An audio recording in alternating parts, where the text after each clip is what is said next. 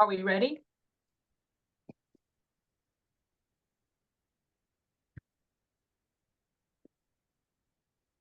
Are we ready? In a moment, just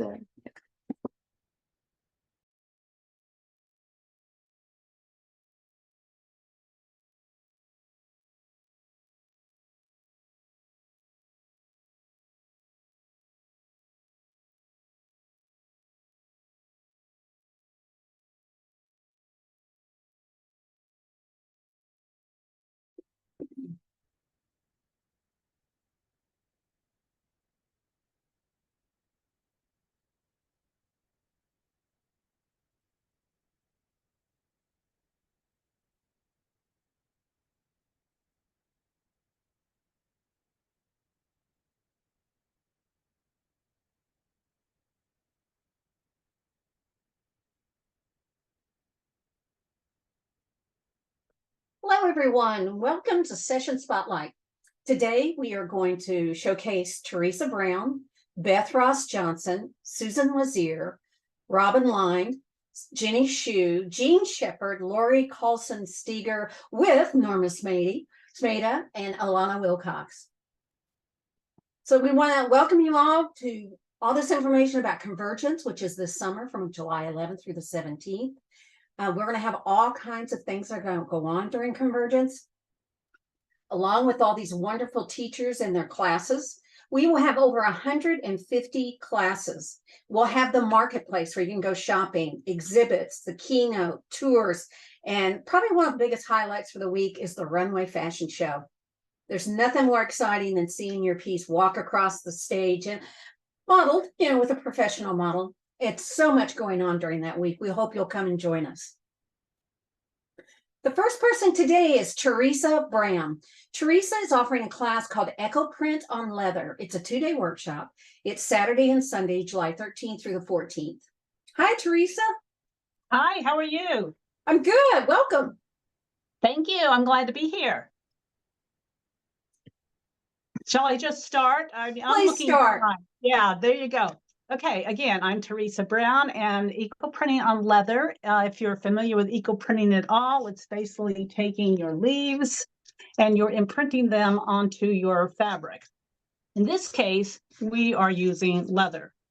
And what this course is going to do is show you how to create, let me pan over here a little, all sorts of things. We're not making them, but you have the ability to make everything from earrings to shoes, to incredible number of pocketbooks, obviously wallets, books. A lot of my book people love to do this class.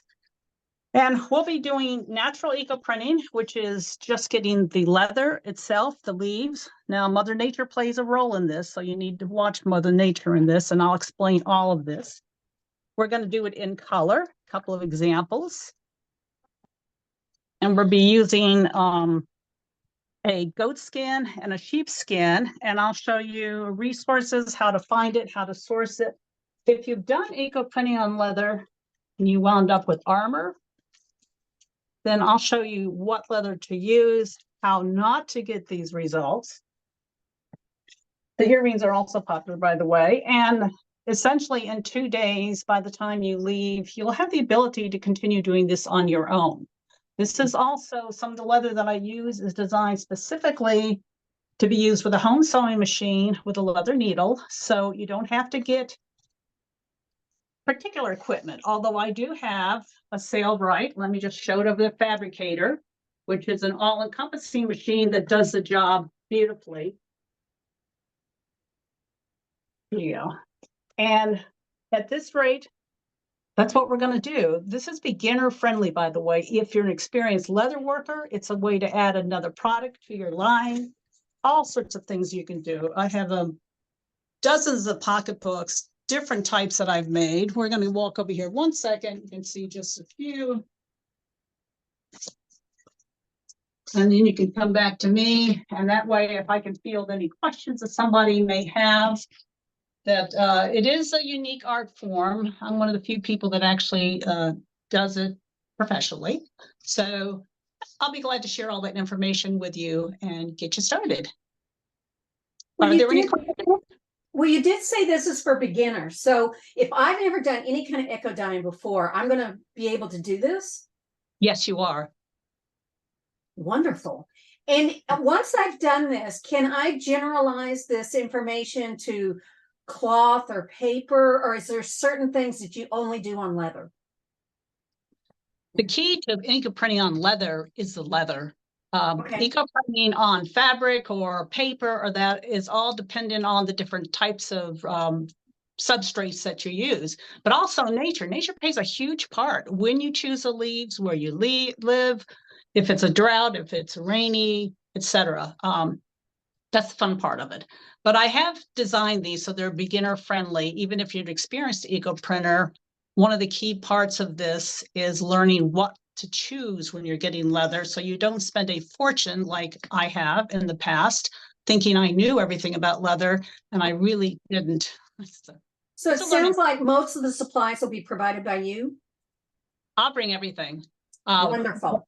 What I encourage Great. them to do is select leaves from either the surrounding area, which I'm not sure how many would be around a convention center, but if you can bring leaves from your own environment, you don't have to bring huge amounts, but then you'll know what you're dealing with when you get back home.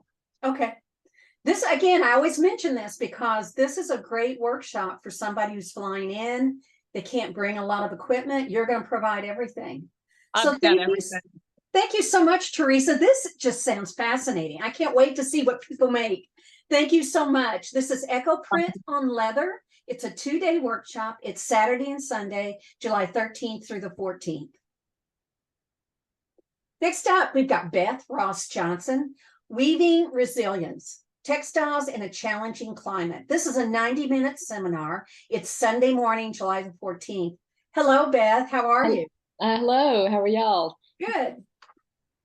Yeah, I'm excited to see what other people are offering too, so I can figure out what I need to take there. So I appreciate this opportunity. Yeah, so you want me to start with the spiel? Go ahead. So one thing is I don't think in the bio that I gave y'all, or in even on my website, I don't put my climate change experience, but I guess about 15 years ago, I decided I wanted to be a little more active in this, in finding solutions to this environmental crisis. So I started trying to educate myself. I'm more of a anthropologist than a sciencey, atmospheric scientist type person. So I took a class in human geology and climate change. I did some the climate reality leadership training, and then finally I was working at a job, and I was able to get somebody to come in and do a climate change science class for non-scientists. So just kind of getting that background there, and I appreciate HGA offering this class, because I think that everybody needs to find out, figure out where they fit in to the solutions for climate change. And we'll have some good news. When I first started looking at this, I was amazed to find out how much is already being done, and looking at artists and looking at craftsmen, how so many of them are on the front lines of trying to figure things out. So I thought we'd start by, just getting everybody on the same page, talking about some definitions, what is adaptation? What is resilience? What is mitigation? How does recycling fit into all of this?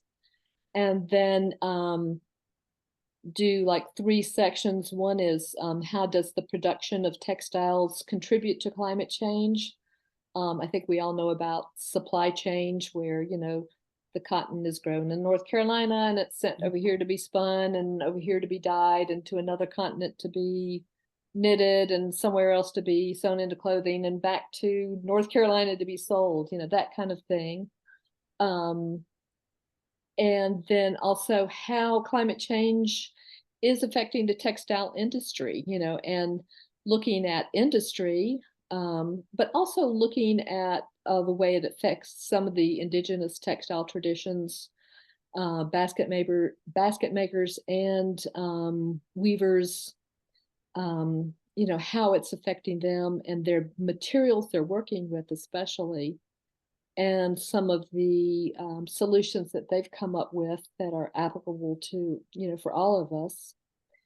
And then finally, what, you know, I have a little worksheet that you won't have to share, but it's to figure out what your place is in the solutions, you know, as a weaver, especially, you know, how is what you're doing affecting the climate, or how will it be affected? And then finally, I guess there's four things. Finally would be some resources and some information about artists that are, you know, especially textile artists, because I think that the grid of temperature charts works really well with the grid of weaving. So there's a lot of people that are working with some of that, you know, weather information here. So information and resources, and, you know, I hope some good news so people aren't too overwhelmed by it all.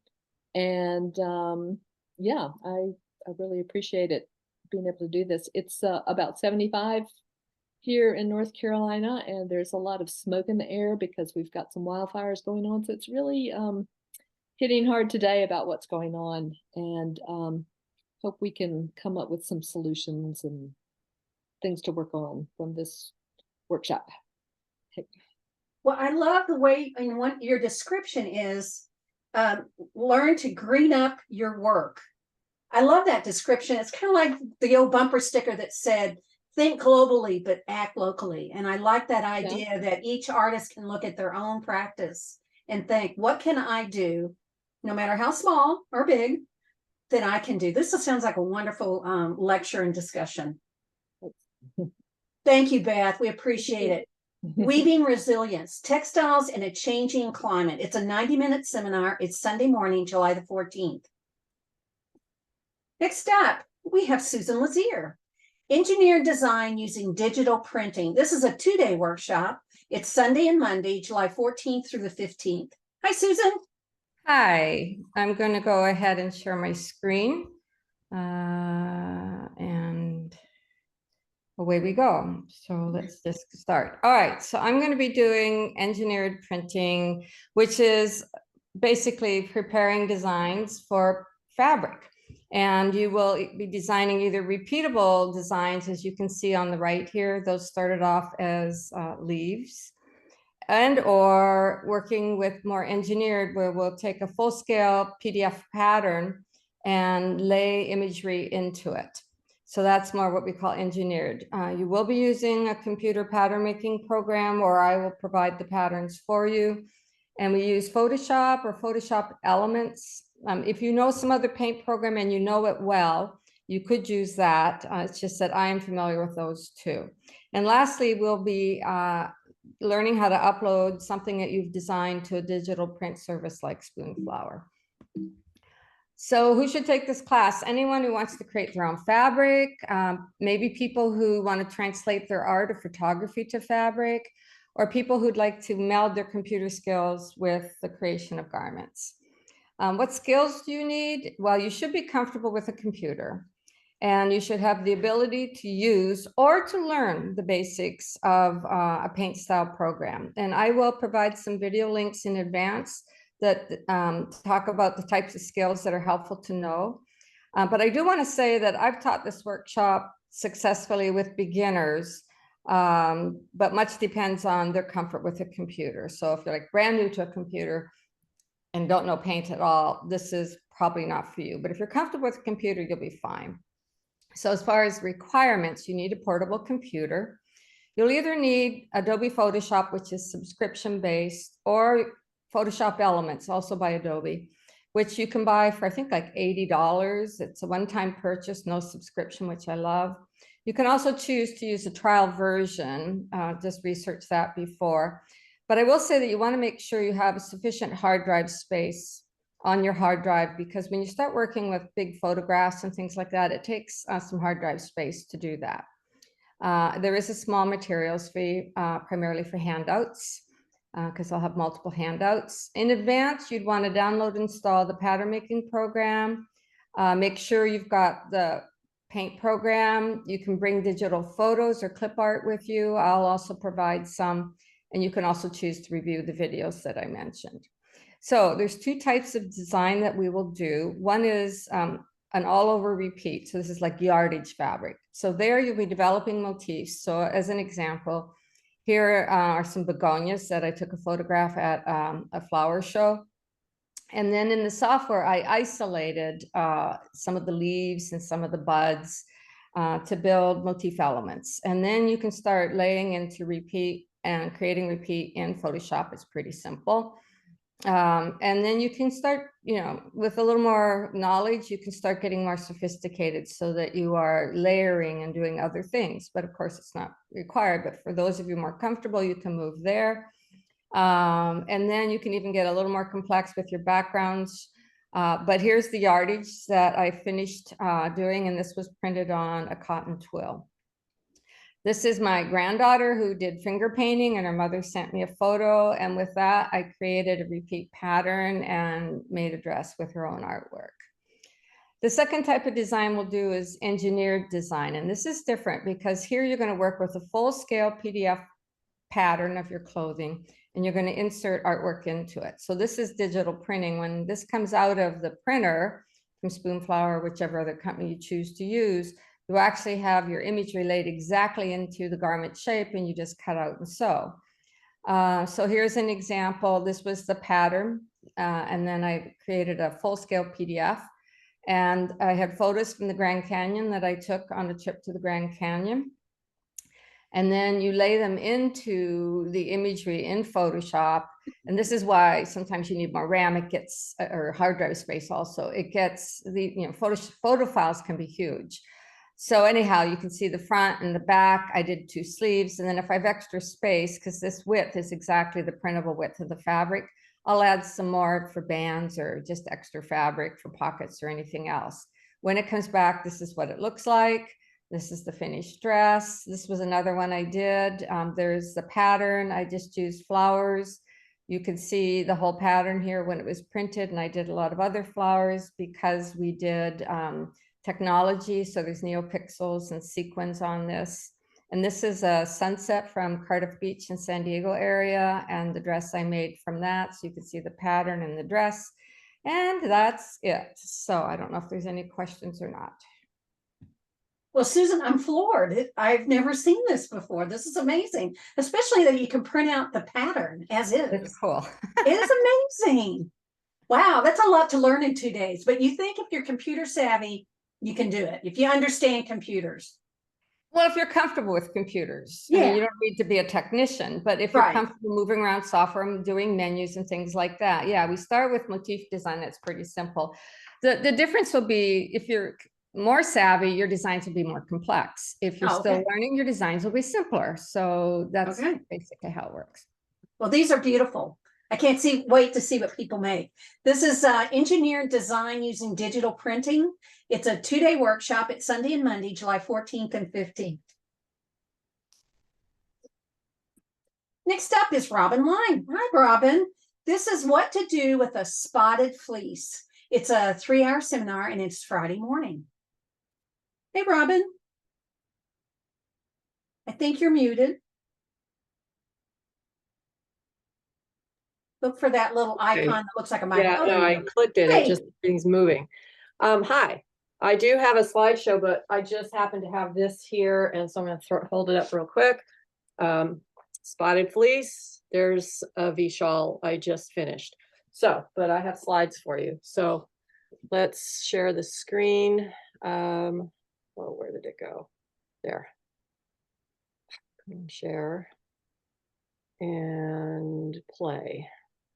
There. Okay. So Friday morning, 3 hours. When I think of a spotted fleece, I think of Jacob sheep. That's what I raise. And that's a 2-horn ram recently shorn. There's a 4-horn ewe. So there are other spotted fleeces out there, but I'm going to be focusing on Jacob fleeces because that's what I'm used to. And we're going to go through a lot in 3 hours. It could take a variety of turns. I will bring a fleece. We're sharing in January, and I'll save one. This is a fleece from the top side of the sheep. And this is the shorn side, so there are differences.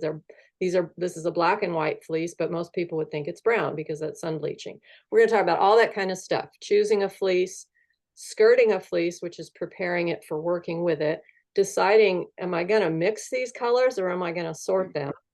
How you would, depending on what your end goal is, the fiber prep, yarn design, fabric design. I will have lots of pictures. I will have lots of examples. I can show a quick 2-minute video on shearing a sheep if people want to see that. My shearer can shear these sheep in just about 2 minutes, very cleanly. I will bring like I said, I'll bring a fleece. I can't bring my skirting table, but we'll figure something out. We'll put a sheet on a couple of tables and we will skirt a fleece. So if you're unfamiliar with what that means and how to do that, we'll definitely work on that. Talk about problems with certain fleeces and how to choose a fleece to purchase. Oh, I threw this in here because this is the last shearing. I like to know the micron count of different fleeces, and we're going to talk more about that. I just gathered up those pictures, put them together.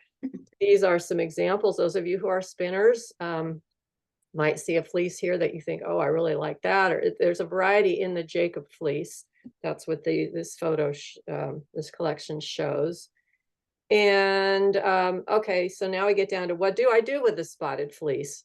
Do I want to sort those colors, or do I want to blend them, or do I want to just let it happen on its own? We just make decisions. Or some of us just, you like to spin because you like to spin and you don't really have an end plan, and that's okay too. But I have some examples of what I like to say, well, fleece to yarn and then sheep to a project. I'm going to have examples of a lot of these with me and in slides. When you wash your wool, we'll talk about that. Now we can wash a little bit there, I think. Fiber prep, whether you pick the fleece first, pop means referring to the new lock pop. Carding or combing it. Do you want to use a singles yarn? Do you want to ply your yarn? What's the look you want of your yarn? Fleece start to finish. This I kind of like, and I have a lot of slides to show the in-between stages of this, but that's a sheep named Honey, and that is garments I made from one of her fleeces. And that, I love this picture of that with my granddaughter back in 2019 with a lamb I gave her and she showed. And then that's the blanket I made for her at Christmas the following year.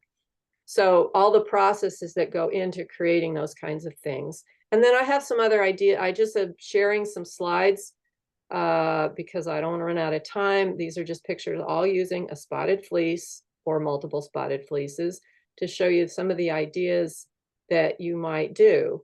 And I think I'm finishing with this one because this was at Black Sheep Gathering in Oregon, and there's a spinner's lead class, and this is Ryan on the right, who is one of my farm club members, and he created that sweater from a spotted sheep from our farm, and I created the other piece.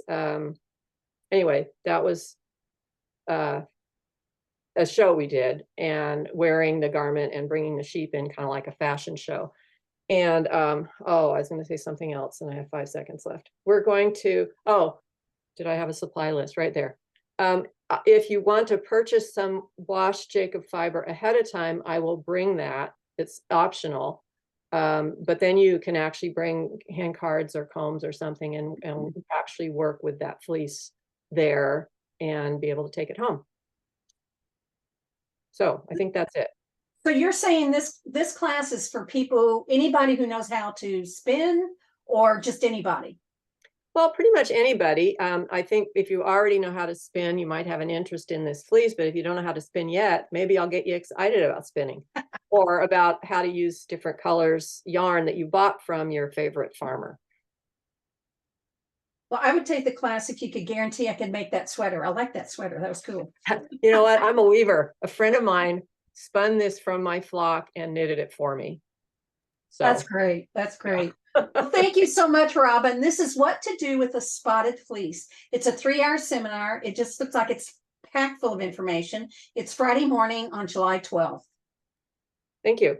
Next up, we got Jenny Schu. Jenny is going to teach hands-on finishing your work. Oh, that's always the tough part, doing the finishing. This is a 3-hour seminar. It is Thursday afternoon, July the 11th. Hi, Jenny. Hi, thanks for having me, HGA. So yeah, I like talking about, I'm very passionate about talking about the things that nobody likes doing. So we're, so last summer I did a 90-minute seminar about finishing your work, and it went over really well. I had compliments the rest of Convergence, and oh, I heard that was really good. And I felt like we ran out of time to really get into individual pieces and what they what people were stuck on their own. So the first portion of this 3-hour seminar is going to be a PowerPoint presentation, kind of hopefully answering some upfront questions about you know, the process of doing it, how to think outside of the box, making sure that your pieces have some versatility in their hanging. I went to art school, and we always, with our textiles, would put things up on the wall. Well, everything. You pin it up on the wall and critique it, but nobody really talked about, well, how do I get it ready for a gallery? So that's something I've experimented with, and along the way, having hung a lot of shows, both with Weavers Guilds, and I was the starting member of an artist co-op. So sculpture, painting, everything.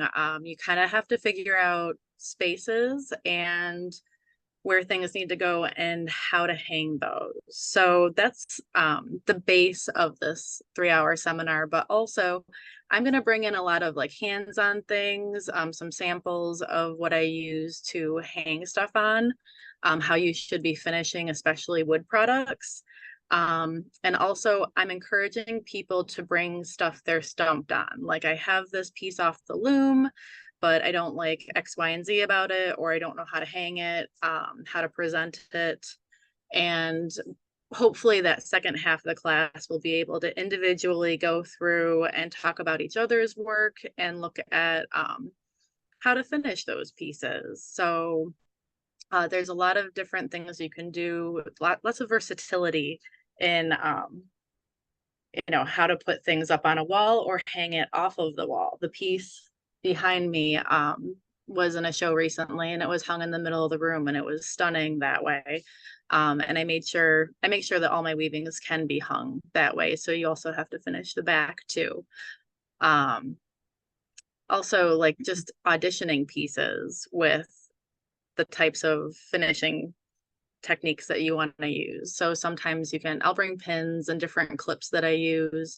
I have ice grip, even tools that people might be a little intimidated by that they can hold and we can plug in and play with, so that you can get the hang of what it means to prepare a piece, and maybe the dowels or I use a lot of metal rods that I drill into, and just get people comfortable and excited about it. Like, the finishing process can be just as creative as the creating process and the weaving, in my mind. So I've kind of had a little bit of an attitude adjustment over the years. And when I have a good hunk of time in my week, I get excited and have everything together and sit down to finish my piece. So that's what this 3-hour seminar is about.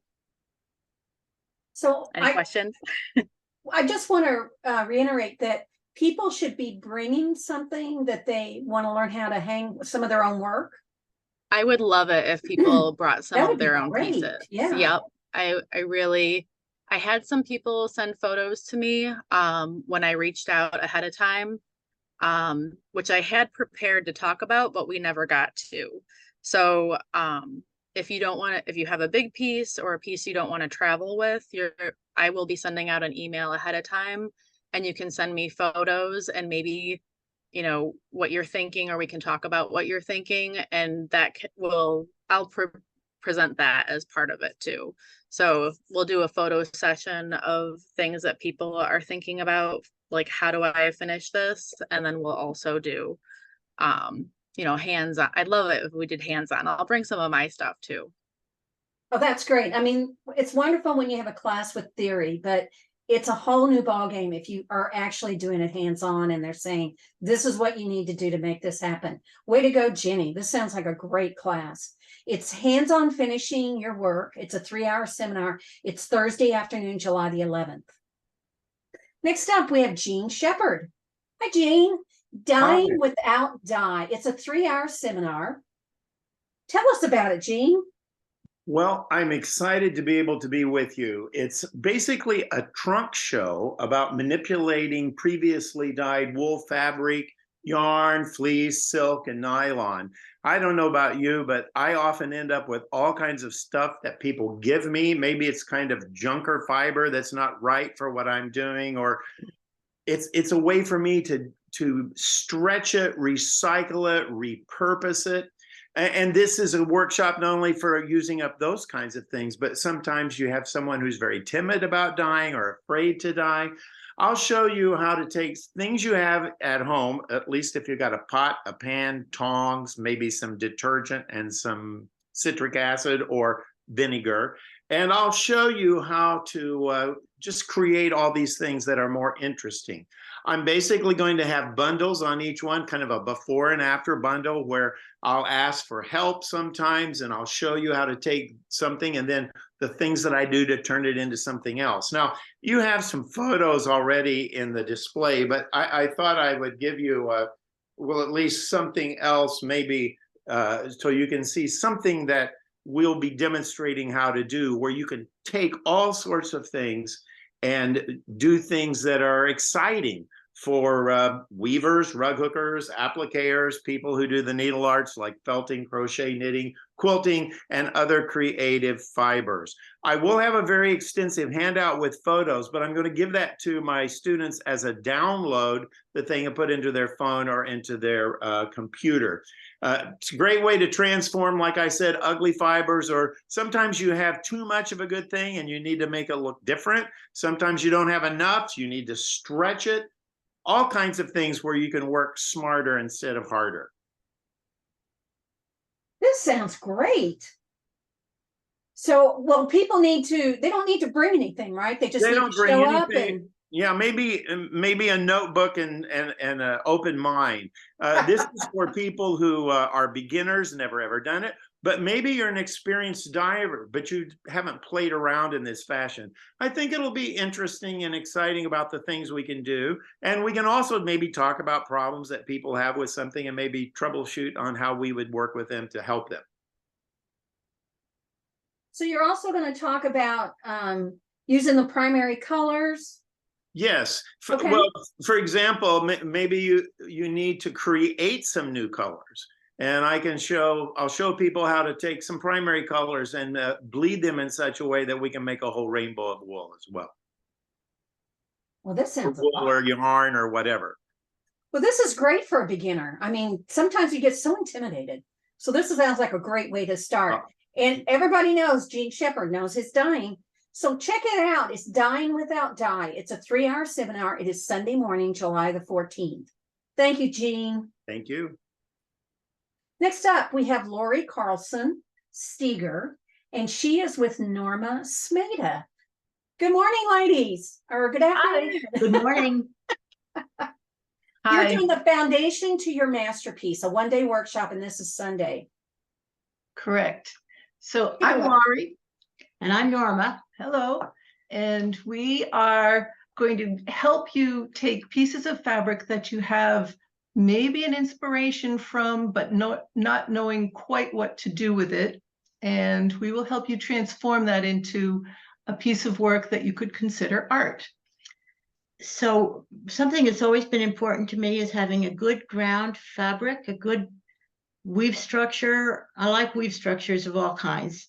And so we started out that way. Laurie and I began working together a couple of years ago, and we've had such fun, and we would really like to make this workshop a fun all-day workshop where people can help each other, and Laurie and I will help. I'll be on Zoom, Laurie will be in person.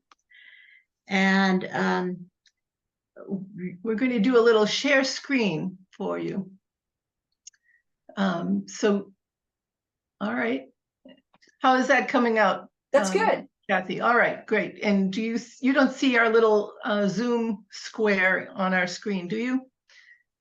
We see foundations to your masterpiece. Great, Perfect. that's what we want. Perfect. Okay. So this is where we start, and where we're going to end up will be hopefully a masterpiece. We try really hard and we have a really good time.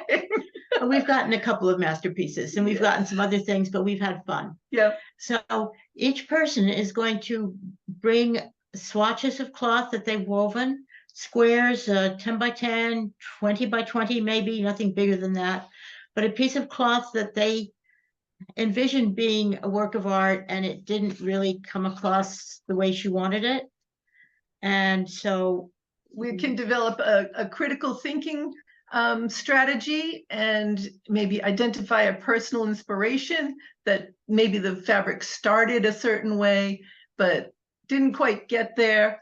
And we'll use meditative stitch or embellishments and other embroidery techniques. Mending is another one to apply beads or other embellishments. And we're going to give you a little demonstration of how we put something together. Yep, how our little, let's see if we can switch this over to slides. Here we go. So One of the things that I especially like to work with is the fan reed. I have 3 different fan reeds, and I love making this undulation in the warp. I had woven a large piece, was accepted into a couple of weaving exhibits, and there were small pieces left at the end of the warp that I wove. I did not undulate them as much as perhaps I could have, but I showed Laurie, what do you do with something that's just doesn't quite cut it? And Laurie first took 2 pieces I had, draped them together. They were gathered together. They had fringe in the middle. I said, absolutely not. You can't do that to my undulating weaving. So don't be afraid to make a mistake, because then you have something to work on, is my philosophy. Exactly.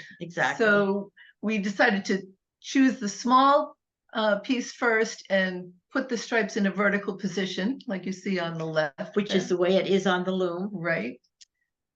And then I needed to research a little bit to find out what the inspiration of a green heron really was. So I Googled a green heron, and we looked at, the quality of the lines, where he's hiding, the eyeball, the personification of this little bird. How was I going to make that in a stitch? Give it a sense of personality. So we went to thumbnail sketches, and I had already gone down the rabbit hole of research and went, oh, he lives by the marsh, and there's cat and nine tails, and oh, look, there's fish circles, and there's rocks, and there's water, and there's air, and there's birds. And I put this little thumbnail sketch together trying to get that bird, and did some cutouts with paper and sent pictures of this to Norma, because we did a lot of the work remotely by sending a photograph and an email back, and then a conversation. And Norma said, so then I saw my beautiful undulating weaving, and it was cluttered with all of this paper that Laurie had put on it. So back to the drawing board. Oh, that was horrible. But no, it wasn't horrible. It was fun. It's good. It's good. Laurie could accept the fact that I didn't like it, and I could accept the fact that what I had to begin with was not good. We needed help. So we kept going. So, but I do walk in the morning, and I was looking for a certain quality to do linear stitching. So I walk near the rocks and near the water, and there's a lot of shrubbery that's wind blown and storm challenged. So, but the branches and the quality of these branches were good. So I took a picture of that. And also that day there was a cormorant, which is very unusual because I happened to need a bird in a tree right close to me. And I looked up, and there's this guy who's a cormorant who basically goes under the water. And I thought, this is probably the personality, and here it is in real life. I'm going to try and work with that. And these are informing our decisions. And so especially the picture on the left, notice the black branches. I was drawn to that part of it. Yep. Go ahead. And then So we're, when we the have people are the- in class, will they be doing this kind of thing We hope Yes. so. So each with person each in other class- or individually or? I hope that we will be sharing. But Okay. each person will be encouraged to bring a swatch of cloth, and it's not to be a work of art. It's something. It's a basis, a foundation, and Okay, then we'll be brainstorming how you can do things. So Laurie will have this presentation. She'll have others because of other work that we've done together, our thought process, and then ways in which we can improve. So if you look at the left, that's my cloth. but I have an app that's called Freeform, and you can take a picture of the cloth and draw on the picture, like with a paint program or any other kind of a SketchUp program. So you can get an idea of what you might want to put on this little swatch that you brought. And but it sounds like this is a great class for any level, that the beginners can do Absolutely, this. it is. And again, I think keep any level. mentioning this because I know there are those folks who are flying in and they can't bring a loom. This is a great class for that. Right, you can get a baggie, you can put some swatches in it, some yarns, and then take it from there, and we'll help you build your Masterpiece. Yes, So This is now- wonderful. And it's from two of the masterpiece makers. What a great class this is going to be. Thank you so much, Laurie and Norma. This is exciting to have you Thank two you. working together. and we'll doing have this a lot class. of fun and it laugh sounds a like lot, it. we hope. All right. Thank And we you have the so material much. for this. Foundation to your masterpiece. It's a one-day workshop, and it sounds like it's going to be a hoot. And it's Sunday, July the 14th. Thank you, guys. Thank you. Next up, we have Alanna Wilcox. Alanna is going to do fiber fusion, combining your love of fiber and yarn in your hand-spun masterpieces. Another masterpiece class. It's a one-day workshop, and it's Sunday, July the 14th. Hey, Alanna. Hello. Yeah, so this is another one where you are going to be using fabric, but it's just a little bit different. And so for those of you that are lovers and not discriminators of any kind of stash acquisition, right? If you love to acquire both fiber for spinning, and perhaps maybe you're a quilter, or if you're a weaver that has your own fabric that is of a finer density, so that you want to think about ways that you can actually recycle it, repurpose it, bring it back into your spinning. This is going to be a wonderful workshop where the focus is going to be on playing. Okay, so I'm going to give you lots of different exercises and techniques to try, where you are going to learn through the act of play. So what inspired this workshop is this piece that I created that I affectionately refer to as my Wizard of Oz shawl. And so you can see that there is a green band that kind of runs right. I don't know if you can see with the, let me see if I can get my little laser pointer going here, but there's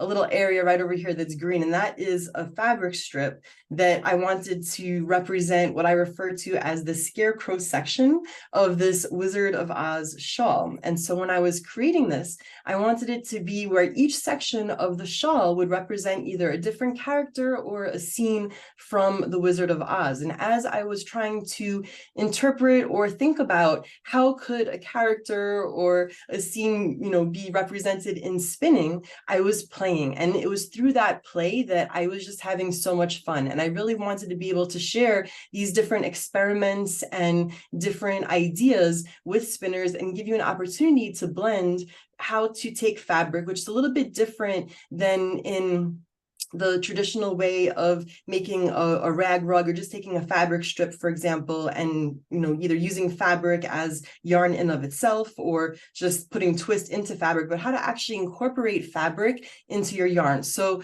this slide that I'm sharing right here are just some different examples of techniques of how I've incorporated fabric into the scarecrow portion of the yarns that I was experimenting with when I was swatching or sampling. And then this slide over here is some examples of when I was trying to make the flying monkey section of that yarn. So for the shawl. So yeah, so basically this workshop is going to be geared towards more of an intermediate spinner, so you should be someone that is comfortable spinning a continuous yarn with wool fiber, plying. You should have really good control over the wraps per inch and the size, the diameter of your yarn. But now you want to get to a place where you have a little bit more creativity infused in what you're doing. Now, this may not be something that you're going to spin yardages of necessarily for an entire garment, right? This is more about the idea that you're creating, maybe for like an accent. It could be for jewelry or for a closure or for different elements that you may want to have. Like if you're someone that's into bookbinding and you want something for sealing or like wrapping the book as like I said, like as a closure for a book, or it could be like a coat closure. So we'll brainstorm lots of different ways that these yarns can be used, where you're blending and merging the fabric together. But it really is going to go beyond making a quote unquote novelty yarn, but really making an art yarn. So that's where the whole masterpiece part comes from. But I encourage those of you that have stashes to bring in those fabrics that maybe you think they're very special, but they're not big enough, or you don't have enough of it for an entire, big project, and you're not sure what to do with fiber that you have. Maybe you just want to do a little bit of sampling of, so you can bring some of your stash in. There will be a material fee for handouts, and I will have a material list of what to bring in. But if you have a spinning wheel, electric spinners are welcome. If you have a drop spindle, you're more than welcome to bring it in. It might be a little bit technically challenging as far as the construction technique, but everything that I'm going to share with you will be applicable to drop spindlers as well. So if you're patient with me, I'm more than happy to show you how you can integrate it into your drop spindling as well. And I believe it is on Sunday from 9 to 4:30. This sounds challenging and fascinating. I like this concept. This is great. You got me at Wizard of Oz. So think about this: fiber fusion, combining your love of fabric and yarn in hand spun masterpieces. Alanna's doing this one-day workshop on Sunday, July the 14th. Thank you, Alanna. Take care. So many classes to choose from. We got 150 seminars and workshops, everything from 90-minute to 3-hour to 1 and 2 3-day workshops. And those are great to mix and match. Don't try to do all of one kind. And there's some great ways to like take your skills to that next level. We heard a lot of those today. Just a reminder that you do want to have a CVP if you're going to be taking classes, because you'll get 25% off of your classes, and that'll be a great discount. More money for shopping. But just a reminder that if you do want to take a class, you have to have a membership. So be sure you do that too. And be sure you buy your CVP before you purchase your classes, so you'll get that discount. Convergence 2024, registration's open. weavespindye.org/sessions. You can see all the sessions, read about them, and you can go from there to register online. Thank you so much for joining us today. We hope we'll see you in Wichita in July.